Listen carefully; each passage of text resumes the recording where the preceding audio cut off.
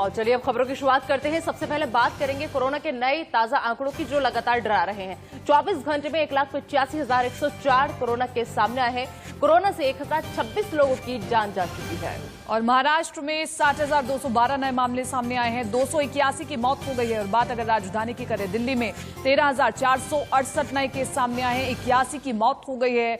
उत्तर प्रदेश में भी आंकड़ा डराने वाला है। 17,963 नए मामले सामने आए हैं। 85 की मौत हो गई है। और ये आंकड़े दोगुनी रफ्तार से बढ़ रहे हैं। ऐसे में तमाम जो राज्य सरकार हैं वो गंभीर होती दिखाई दे रही हैं। अलग अलग राज्यों में नई गाइडलाइंस बनाई जा रही है। तो महज 24 घंटे का ये आंकड़ा 1,85,104 नए कोरोना के केस आए हैं। वहीं कोरोना से अब तक 1,026 लोगों की 24 घंटे में मौत हो चुकी है। महाराष्ट्र का जिक्र हमने किया, जहां पर 60,212 नए मामले, 281 की मौत हो चुकी है।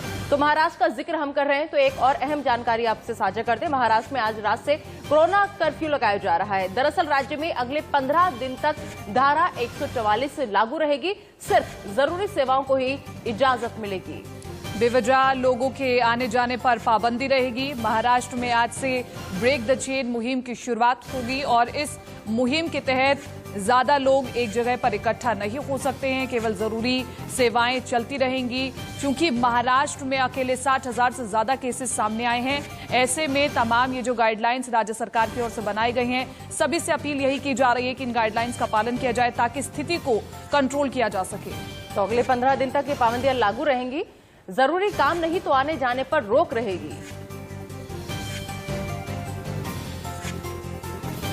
तो इधर कोरोना की चेन तोड़ने के लिए महाराष्ट्र सरकार ने सख्त फैसले लिए हैं जो आज रात से लागू होंगे। उससे पहले लोगों को प्रवासी मजदूर राज्य छोड़ अपने घर के लिए निकल पड़े।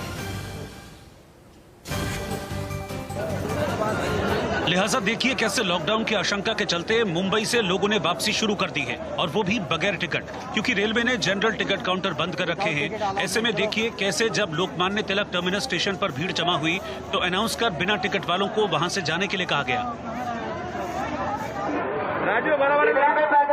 बिना टिकट है, रेल एरिया से बाहर चले जाए। ध्यान दें, जितने भी पैसेंजर बिना टिकट है, रेल परिसर से बाहर चले जाए। जिनके पास कंफर्म टिकट है वही एंट्री ले। इस अनाउंसमेंट के बाद भी लोग अपनी जगह से टस से मस नहीं हुए और बोरिया बिस्तर लेकर जैसे तैसे ट्रेन पकड़ने की जुगत में लग गए। जहां डरे सहमे जो लोग हैं अब अपने खाने के लिए, अपने जीवन यापन के लिए दोबारा गांव की ओर पलायन करते नजर आ रहे हैं।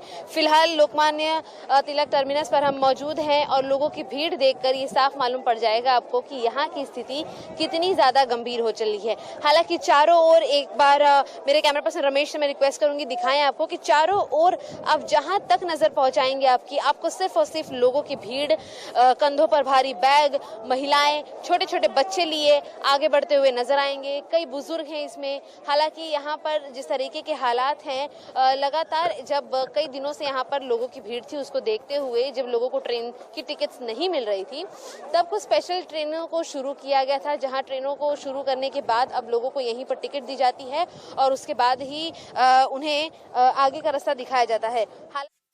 लोगों का ये पलायन इसलिए भी हो रहा है क्योंकि सरकार उन्हें विकल्प दे पाने में असमर्थ है। दरअसल कल्याण, डोंबिवली, उल्लासनगर, अंबरनाथ और भिवंडी में ज्यादा संख्या में उत्तर भारत और बिहार के मजदूर रहते हैं। पिछले साल ये स्थिति हो गई थी कि बहुत से मजदूर अपने गांव के लिए पैदल ही निकल गए थे। एक बार फिर महाराष्ट्र लॉकडाउन की ओर बढ़ रहा है, जिससे मजदूरों में भ्रम की स्थिति पैदा हो गई है। हालांकि रेलवे ने उत्तर भारत के लिए विशेष ट्रेनें चलाई हैं, लेकिन इन ट्रेनों में केवल कंफर्म टिकट वाले यात्रियों को सफर करने की अनुमति है। एलटीटी से आज की तारीख में 24 घंटे में टोटल 23 ट्रेनें जो है आउट स्टेशन बाउंड ट्रेन है। इसमें से 17 ट्रेन जो है नॉर्थ और ईस्ट बाउंड ट्रेनें हैं और इसी में 5 समर स्पेशल ट्रेनें हैं। तो लोगों से अपील है कि जिनके पास केवल और केवल कंफर्म टिकट है वही लोग यात्रा करें, बाकी लोग स्टेशन पर आके भीड़भाड़ न करें। हरियाणा के गुरुग्राम में भी लोग संपूर्ण लॉकडाउन से डरे हुए हैं। लिहाजा ये लोग बड़े बड़े बैगों में सामान समेटकर घर लौटने के लिए बस अड्डों पर अपनी बारी का इंतजार करते नजर आए। गांव जाने वाले कुछ मजदूरों से इंडिया न्यूज ने बात की तो उनका कहना है कि एकाएक लॉकडाउन हो जाएगा तो हम कहां जाएंगे, इसीलिए हम लोग पहले ही निकल रहे हैं।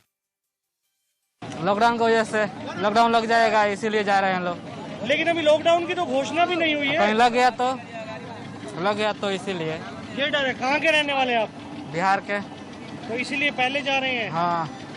आवाज चलिए, नाम बताओ। परवेश कुमार है। परवेश, आज आप कहाँ के लिए जाना चाह रहे हैं? बिहार के लिए जा रहा हूँ। क्या वजह है? अभी तो काम चल रहे हैं। काम कहाँ चल रहे, काम तो बंद हो गई है।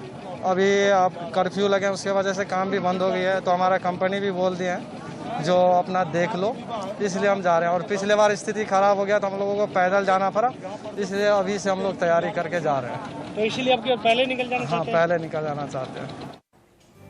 कोरोना की वजह से दिल्ली में मौत का भी आंकड़ा लगातार बढ़ता जा रहा है। राजधानी में हाहाकार की स्थिति है। दिल्ली के शमशान घाट पर हालात बद से बदतर हैं। शव जलाने के लिए जगह नहीं मिल रही है। और एक तरफ बढ़ती मौतों का आंकड़ा परेशान करने वाला है, तो वहीं लोगों की लापरवाहियों का सिलसिला भी थमने का नाम नहीं ले रहा। दिल्ली के निगमबोध घाट की तस्वीरें आप देखिए, जहां पर कोरोना मरीज के अंतिम संस्कार में कोविड प्रोटोकॉल्स को नजरअंदाज कर लोग पहुंच रहे हैं। और साथ ही साथ आप देखिए मेरे सहयोगी अजित श्रीवास्तव की ये खास तस्वीर।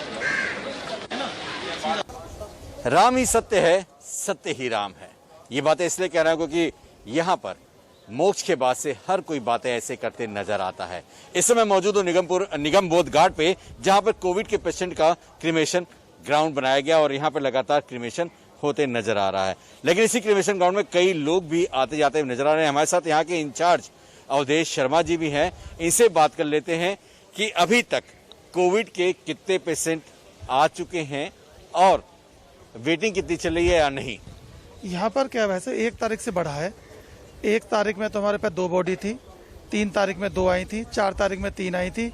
ये पिछले 7 तारीख से और अब तक की जो एवरेज है वो 10 से 15 की थी। अभी जो लास्ट के जो 3 दिन है इसमें तो डेली 25 से 30 आ रही है बॉडी। आज भी हमारे पास 30 बॉडी आ चुकी है कोविड की। तो क्या वेटिंग भी कुछ चल रहा है? नहीं, वेटिंग कोई नहीं है। हमारे यहाँ क्या है, 2 के हमारे पास सीएनजी है। पहले तो सीएनजी में होते हैं। अगर सीएनजी में वेटिंग होती है तो लकड़ी में कराते हैं, वहाँ पर हम वेट नहीं कराते। उनसे पूछते हैं कि भाई सीएनजी में हमारी बॉडी लगी हुई है और आप सीएनजी में करना चाहते हैं, थोड़ा सा रुको। तो वो कहते हैं नहीं, हम तो लकड़ी में करेंगे। लकड़ी में सबकी अच्छे लकड़ी में ही होती है कि हम लकड़ी में संस्कार करें। तो हमारे यहाँ कोई वेटिंग नहीं है। तो हम देख रहे हैं कि कोविड के मरीज सीएनजी में प्राथमिकता दी जाती है या लकड़ियों पे? क्योंकि लकड़ियों में कहते हैं कि जो कोविड के पेशेंट होते हैं, अगर उसका धुआं निकलता है वातावरण में फैलता है, उससे कोविड की फैलने की संभावनाएं होती है। जी, बोलते तो ऐसा ही है, पर हम कोशिश ये करते हैं कि पहले तो सीएनजी में ही संस्कार हो कोविड का। पर अगर एक साथ जो 4-5 बॉडी आ जाती है तो उसमें फिर 1 से 2 हमें बॉडी लकड़ी में करवानी पड़ती है, क्योंकि हम वेट नहीं कराते लोगों को। एक तो पहले से वो दुखी है, फिर उन्हें हम वेट कराएं। तो हम ये कहते हैं कि हमारे सीएनजी अभी फिलहाल फुल है तो हम लकड़ी में करें, तो लकड़ी में करने को तैयार होते हैं। अवधेश भाई, गाइडलाइन तो ये बनी थी कि आप कोविड के क्रिमेशन ग्राउंड में कोई भी अलाउ नहीं होता, लेकिन मैंने देखा यहाँ पे कई लोग हैं, फैमिली मेंबर ऊपर तक गए हुए हैं मिलने देखने क्रिमेशन ग्राउंड में। जी, ये तो दिल्ली गवर्नमेंट की गाइडलाइन ये भी आई है कि आप शमशान घाट जाएंगे किसी के शव यात्रा में तो 20 लोग आने की अनुमति है। तो मैं यहाँ देखता हूँ कि किसी में 30 लोग भी हैं, किसी में 40 लोग भी हैं, किसी में 50 लोग भी हैं, पर उसे हम नहीं दूर कर पा रहे यहाँ पर। तो 6 इसमें लगवा देंगे, 2 लकड़ी में लगवा देंगे।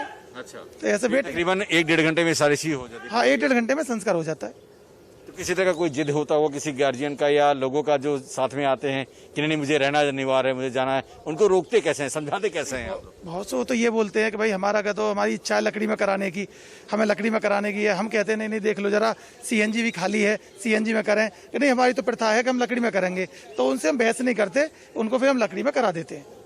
चलिए करा देते हैं, लेकिन देखेंगे कोविड के तमाम जो पेशेंट है आप देखेंगे यहाँ से वहाँ तक तो हर कोई यहाँ पर मौजूद है। आप जिस हिसाब से कोविड में है, हर कोई अपनी तरह से सुरक्षित होकर चल रहा है और व्यवस्थित होकर चल रहा है। तो हर तरह से कोशिश यही रहती है कि जिस हिसाब से कोविड के यहाँ पर लोगों को हम कहें अंतिम संस्कार के लिए लाया जाता है, उनका क्रिमेशन यहाँ पे किया जाता है, लेकिन कुछ ऐसे ही लोग यहाँ पे देखे जा रहे हैं जो अपने उन अंतिम यात्रा के दौरान उन लोग के साथ आते नजर आ रहे हैं जिनको आने से सरकार ने पाबंदी लगाई थी, रोका था। खासकर उन लोगों को भी ध्यान देना चाहिए कि इस समय महामारी काफी तेजी से फैल रहा है, इसलिए वो घरों में रहें, कोविड के पेशेंट्स के साथ ना आए तो बेहतर होगा। कैमरामैन कुलभूषण धीमन के साथ अजीत श्रीवास्तव, इंडिया न्यूज, दिल्ली। इधर उत्तर प्रदेश में भी हालात कुछ ठीक नहीं है। उत्तर प्रदेश में 17,963 नए मामले सामने आए हैं, जबकि 85 लोगों की मौत हो गई है। लेकिन बड़ी खबर यह है कि 1 दर्जन से ज्यादा अफसर कोरोना संक्रमित पाए गए हैं, जिसके बाद सीएम योगी आदित्यनाथ ने खुद को आइसोलेट कर लिया है। और वहीं कोरोना के बढ़ते मामलों को संज्ञान में लेते हुए खुद इलाहाबाद हाईकोर्ट ने भी इस पूरा संज्ञान लिया है। इलाहाबाद हाईकोर्ट ने राज्य सरकार से लॉकडाउन लगाने पर विचार करने का निर्देश दिया है। तो बात अगर लखनऊ की जाए तो 5000 से ज्यादा केस राजधानी से सामने आए हैं। लखनऊ में क्या स्थिति है, क्या लोगों को कोरोना नियम का पालन करना पड़ रहा है या लोग इसका पालन करने के लिए कितने तैयार हैं, बता रहे हैं हमारे संवाददाता।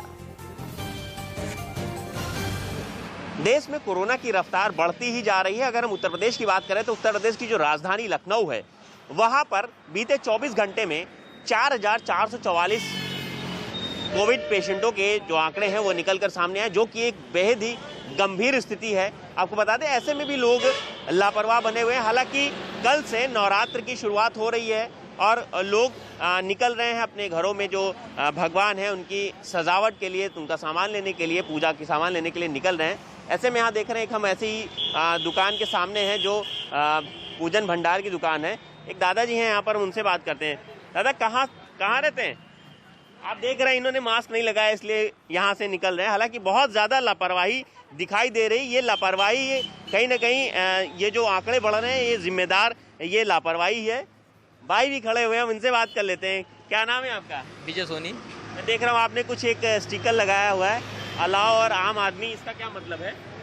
ये बीडीसी चुनाव निशान है। अच्छा, आप चुनाव प्रचार कर रहे हैं, लेकिन हम देख रहे हैं आपने भी मास्क नहीं लगाया। जी नहीं लग रहा आप रिस्पॉन्सिबल पर्सन है। अकेले बैठे हुए हैं इसलिए नहीं लगाए। नहीं, यहाँ तो बाजार की जगह बाजार है मगर अभी अकेले बैठे हुए हैं इसलिए नहीं लगाए और हम खुद इसका जागरूकता फैलाते हैं। मतलब खुद जागरूक करते हैं लेकिन खुद जागरूक लगाएंगे भी करके गए, लेकिन अभी भी आप मास्क लगाइए, ये हमारी गुजारिश है, इंडियन न्यूज़ की गुजारिश है।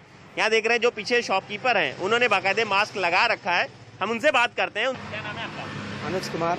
ये बताइए कि कल से जो नवरात्र शुरू हो रहे हैं ऐसे में लोग किस तरह की खरीदारी कर रहे हैं, क्या निकल रहे हैं कि नहीं निकल रहे बाजारों में?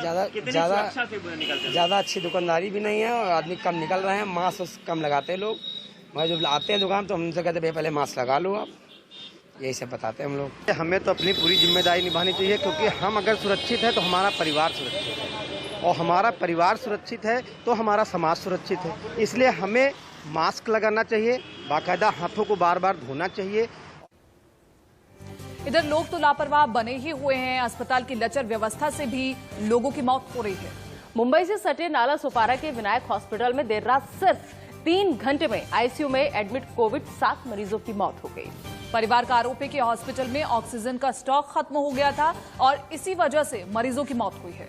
वहीं हॉस्पिटल ने सफाई दी है कि जिन लोगों की मौत हुई है वो सभी मरीज गंभीर बीमारियों से जूझ रहे थे और जब उन्हें एडमिट करवाया गया था तो उनमें 30 से 40% ही ऑक्सीजन लेवल था। लेकिन विनायका हॉस्पिटल में 7 मरीजों की मौत के बाद मृतकों के परिजनों और अस्पताल स्टाफ के बीच हाथापाई की नौबत आ गई।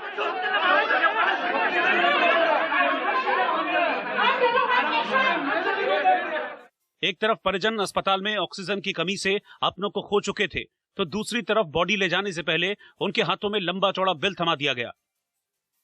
लिहाजा मृतकों के परिजनों ने घटना के बाद प्रधानमंत्री नरेंद्र मोदी से मदद की गुहार लगाई। साथ ही CM Uddhav Thackeray, deputy CM Ajit Pawar और स्वास्थ्य मंत्री राजेश टोपे से भी मामले में हस्तक्षेप करने की मांग की। कितने दिन से इस हॉस्पिटल में एडमिट थे? 47 आवर्स में उसका डेथ हुआ। सर डॉक्टरों ने क्या बताया किस कारण से वो डेथ हुई है? वो उनका रिपोर्ट में सस्पेक्टेड कोविड, मायोकार्डियल इन्फेक्शन और डायबिटिक्स। सर वो जब एडमिट किए थे किस रोग के आधार पे एडमिट किए थे? कोविड पेशेंट है। हाँ। कोविड पेशेंट है। तो ऑक्सीजन का जो कमी है, हाँ, कितने बजे हॉस्पिटल प्रशासन? 3:30 बजे हाँ। कल शाम को मेरे को कॉल आया कि चेटा ये हम सेव करो, यहाँ ऑक्सीजन नहीं है। तो अस्पतालों की हालत बद से बदतर होती चली जा रही है। कहीं ऑक्सीजन नहीं है तो कहीं पर बेड की व्यवस्था नहीं है। फिलहाल यहाँ पर रुकना होगा एक छोटे से ब्रेक के लिए, लेकिन उससे पहले एक नजर इस वक्त की।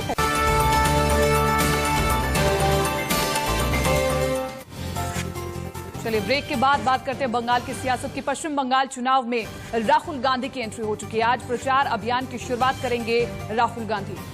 बता दें आपको कि सिलीगुड़ी और उत्तरी दिनाजपुर में राहुल गांधी की रैलियां हैं। आधा चुनाव खत्म होने के बाद अब राहुल गांधी बंगाल आएंगे। तो बंगाल चुनाव में राहुल गांधी की आज से एंट्री होने जा रही है। सिलीगुड़ी में उनकी रैली है। आधा चुनाव लगभग बीत चुका है क्योंकि 4 चरण के जो चुनाव है वो खत्म हो चुके हैं। 4 चरण और अभी बाकी है। 8 चरणों में चुनाव होना है बंगाल में। ऐसे में 4 चरणों के बाद अब राहुल गांधी को बंगाल की याद आ रही है। अब बात कर लेते हैं ममता बनर्जी की। बैन खत्म होने के बाद एक्शन में ममता बनर्जी आज कूच बिहार जाएंगी। ममता बनर्जी हिंसा पीड़ितों से ममता मुलाकात करेंगी, जिनसे मुलाकात करने के लिए वो लगातार जिद पर अड़ी हुई थी, लेकिन चुनाव आयोग ने पाबंदी लगा दी थी। चौथे चरण के दौरान कूच बिहार में हिंसा हुई थी और उसके बाद ही ममता बनर्जी लगातार एक्टिव मोड में नजर आ रही हैं। शुरू से एक्टिव मोड में ममता बनर्जी चौथे दौरान कूच बिहार में हिंसा और बैन खत्म होने के बाद एक्शन में ममता बनर्जी दिखाई दी। तो चुनाव आयोग ने ममता बनर्जी के प्रचार करने पर 24 घंटे के लिए बैन लगाया, तो ममता बनर्जी ने सियासी अंदाज में उसका जवाब दिया। कोलकाता में गांधी मूर्ति के पास ममता धरने पर बैठ गई। हालांकि उनका धरना शाम से पहले खत्म हो गया, लेकिन उनके इस विरोध से सियासी पारा चढ़ा रहा। दिलचस्प बात यह रही कि ममता ने धरना देते हुए पेंटिंग्स बनाई। क्योंकि धुआंधार चुनाव प्रचार के बीच मिले इस खाली वक्त का भला इससे बेहतर इस्तेमाल क्या हो सकता था। व्हील चेयर पर बैठी ममता बनर्जी ने अपने बैग से पहले पेंटिंग ब्रश निकाले और उसके बाद अलग अलग रंग के कई कलर निकाले। इसके बाद नोटपैड पर बड़ी सफाई से उनके हाथ चलने लगे। मुख्यमंत्री कागज पर अलग अलग रंगों को सजाती रहीं और तन्मयता कुछ ऐसी थी कि इस दौरान उनकी नजर कहीं और नहीं गई। थोड़ी देर में जब पेंटिंग पूरी हुई तो उसे देखकर लोग ताली बजाए बगैर नहीं रह सके। किसी कागज पर फूल की तस्वीर थी तो किसी पर आग की, लेकिन सभी तस्वीरें इस बात की तस्दीक कर रही थीं कि ममता बनर्जी की पकड़ सिर्फ सियासत पर ही नहीं बल्कि पेंटिंग ब्रश पर भी है। कोलकाता में गांधी मूर्ति के पास ममता बनर्जी धरने पर बैठी क्योंकि चुनाव आयोग ने 24 घंटों के लिए उनके चुनाव प्रचार पर रोक लगा दी। इसके विरोध में ममता बनर्जी जब धरना देने पहुंची तो उन्होंने प्रतीक के तौर पर साड़ी के ऊपर काला स्कार्फ डाला हुआ था और यहां तक कि मास्क भी काले रंग का था।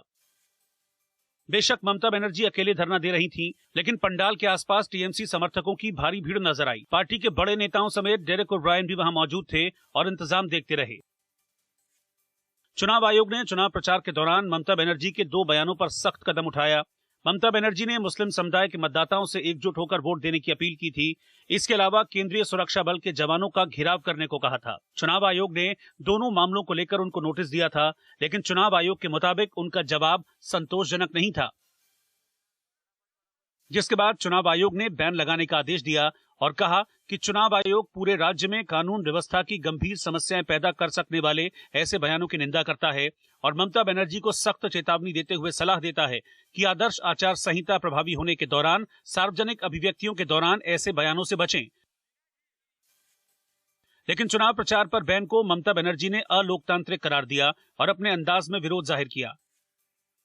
ममता बनर्जी भले ही चुनाव प्रचार से दूर रहीं और उनको 2 रैलियां रद्द करनी पड़ी, लेकिन धरना प्रदर्शन करते हुए वो अपने मतदाताओं को मैसेज देने में कामयाब रहीं। तो बंगाल में 4 दौर की वोटिंग हो चुकी है, लेकिन 4 दौर का महासमर अभी भी बाकी है। लेकिन उससे पहले ममता बनर्जी के चुनाव प्रचार पर 24 घंटों का बैन लगा तो सियासी बवाल बढ़ गया। टीएमसी और दूसरी विपक्षी पार्टियों ने जहां चुनाव आयोग के इस फैसले पर सवाल उठाए, वहीं बीजेपी ने इसे सही कदम बताया। गांधी मूर्ति के पास ममता बनर्जी के धरने से सियासी पारा चढ़ गया। ममता बनर्जी पहले भी बंगाल में चुनाव आयोग की निष्पक्षता पर सवाल उठा चुकी हैं, लेकिन जब चुनाव आयोग ने उन पर बैन लगाया तो टीएमसी ने सीधा हमला बोला। आज जो ईसी ने किया, मोदी शाह का ईसी, आज भारतीय लोकतंत्र के लिए एक काला दिन है। टीएमसी अकेले विरोध में खड़ी नहीं है, बल्कि इस मामले में सहयोगी विपक्षी पार्टियां भी ममता बनर्जी के साथ खड़ी नजर आईं। ममता बनर्जी को जो 24 घंटे का बैन लगाया है, ये बहुत ही लोकतंत्र के लिए, डेमोक्रेसी जो हमारी है, पार्लियामेंट्री या चुनाव आयोग जो है, उसके ऊपर बहुत बड़ा प्रश्न चिन्ह खड़ा करता है। ममता दीदी हो या और कोई हो, मॉडल कोड कंडक्ट है, आचार संहिता, आदर्श आचार संहिता, उसके ऊपर कोई नहीं है, सबके लिए समान है। लेकिन क्या पश्चिम बंगाल में कानून का उल्लंघन सिर्फ ममता दीदी ने ही किया है और जो बड़े बड़े नेता लाखों की सभा ले रहे हैं या और बड़े बड़े नेता भाषण कर रहे हैं या कोई अनाप शनाप बोल रहे हैं, क्या उनके तरफ किसी का ध्यान नहीं है? पश्चिम बंगाल में कोई भी पार्टी किसी भी तरह से नियमों का पालन नहीं कर रही है, तो सिर्फ ममता दीदी के ऊपर ही बैन क्यों? संवैधानिक और लोकतांत्रिक फैसला चुनाव आयोग का है। चुनाव आयोग जो है अब भाजपा आयोग रह गई है। चुनाव आयोग को जो काम करना चाहिए वो काम ना करके जो सत्ता दल के जो लोग हैं उसकी गुलामी कर रही है और एक बीजेपी के सेल के तरीके से चुनाव आयोग काम कर रही है। दिलचस्प बात यह है कि ममता के खिलाफ चुनाव आयोग की सख्ती का विरोध कांग्रेस ने भी किया। हालांकि बंगाल के घमासान में कांग्रेस ममता के खिलाफ है, लेकिन दिल्ली में पार्टी के नेता ममता के साथ दिखे। चुनाव आयोग का ये जो फैसला है वो निष्पक्ष नहीं है, क्योंकि अगर निष्पक्ष होता तो वो उसी तरह की कार्रवाई भारतीय जनता पार्टी के नेताओं पर भी की होती, क्योंकि भारतीय जनता पार्टी के नेताओं ने भी जिन शब्दों का, जिन वाक्यों का इस्तेमाल किया है, जिस भाषा का इस्तेमाल किया है, वो ममता बनर्जी के पर जो आरोप है उससे कहीं बढ़कर किया है। तो उन पर नहीं कार्रवाई करके सिर्फ एक पक्ष के ऊपर कार्रवाई करना, मैं समझता हूँ कि चुनाव आयोग अपने आप को शक के दायरे में। लेकिन बीजेपी ने ममता पर हमले का सिलसिला जारी रखा। बीजेपी के प्रदेश अध्यक्ष दिलीप घोष ने तो यहां तक मांग कर दी कि ममता पर चुनाव खत्म होने तक पाबंदी लगाई जानी चाहिए। ममता दीदी का जो धरना टैक्टिस है, ये धरना टैक्टिस डिफीट के बाद की प्रैक्टिस है, और डिफीट के बाद की किस तरह की प्रैक्टिस होनी चाहिए उनकी, उसकी कोशिश है। इसलिए इस धरने टैक्टिस को डिफीट के प्रैक्टिस के रूप में हम देख रहे हैं। क्योंकि इस चुनाव में, अगर पूरे चुनाव में आप देखें तो चिक चिक किच किच, इसके अलावा उन्होंने आज तक अपने शासनकाल के, अपने सरकार के समय के हिसाब किताब को लोगों को देने में वो झिझकती रही और न दिया। चुनाव कमीशन का निर्णय न मानते हुए और आस्था में उतर के आंदोलन कर रही है, जो पार्लियामेंट के कानून के खिलाफ आंदोलन कर रही है, जो संविधान के खिलाफ सुप्रीम कोर्ट के साथ आंदोलन की है। मुझे लगता नहीं कि वो इस प्रकार कानून मानेंगे। एक मुख्यमंत्री को इस प्रकार शोभा नहीं देता है। बीजेपी ने इस बात पर एतराज जताया कि ममता संवैधानिक संस्थाओं के खिलाफ सड़क पर उतरी, और इस मुद्दे पर दिलीप घोष ने ममता बनर्जी से इस्तीफा मांग लिया। विपक्षी खेमे में इस पूरे मामले में चुनाव आयोग की निष्पक्षता को लेकर बहस शुरू हो गई है। हालांकि दलील दी गई कि आयोग ने बीजेपी नेता राहुल सिन्हा के भी चुनाव प्रचार पर 48 घंटों का बैन लगाया है, और बयान पर दिलीप घोष से भी जवाब मांगा गया है। वहीं बीजेपी अध्यक्ष जेपी नड्डा ने पूर्व बर्धमान जिले के कालना में एक रोड शो किया और इस दौरान उन्होंने टीएमसी सरकार पर जमकर जुबानी हमले किए। जेपी नड्डा ने तृणमूल कांग्रेस के नारे खेला होबे पर निशाना साधते हुए कहा कि पश्चिम बंगाल की मुख्यमंत्री ममता बनर्जी की हालत एक हारे हुए खिलाड़ी जैसी है। वहीं निर्वाचन आयोग पर ममता के आरोप पर भी उन्होंने निशाना साधा। मित्रों, इस चुनाव में हमने ये तय करना है कि भारतीय जनता पार्टी के नेतृत्व में बंगाल एक विकास की एक लंबी छलांग लगाए। यहाँ बेरोजगारों के साथ अन्याय हुआ, यहाँ महिलाओं के साथ अत्याचार हुआ, यहाँ प्रशासन नाम की कोई चीज नहीं रह गई, कानून व्यवस्था रहा नहीं है, प्रशासन का राजनीतिकरण हो गया है और प्रशासन का अपराधीकरण भी हो गया है। ये हमको समझना चाहिए। प्रशासन का राजनीतिकरण हो गया है और प्रशासन का अपराधीकरण भी हो गया है। ये हमको समझना चाहिए। इसलिए कानून का राज अगर लाना है, लॉ एंड ऑर्डर ठीक करना है, विकास लाना है, महिलाओं पर हो रहे अत्याचार को रोकना है और युवाओं को रोजगार देना है और बंगाल को आगे बढ़ाना है, तो कमल खिलाना है। इस बात को हमको समझना है। विशेष करके आजकल बौखला गई, हर कुछ मंच बोलती जा रही है। ये वही हाल होता है जैसे खेल में हारे हुए खिलाड़ी का होता है, वही ममता जी का हो गया।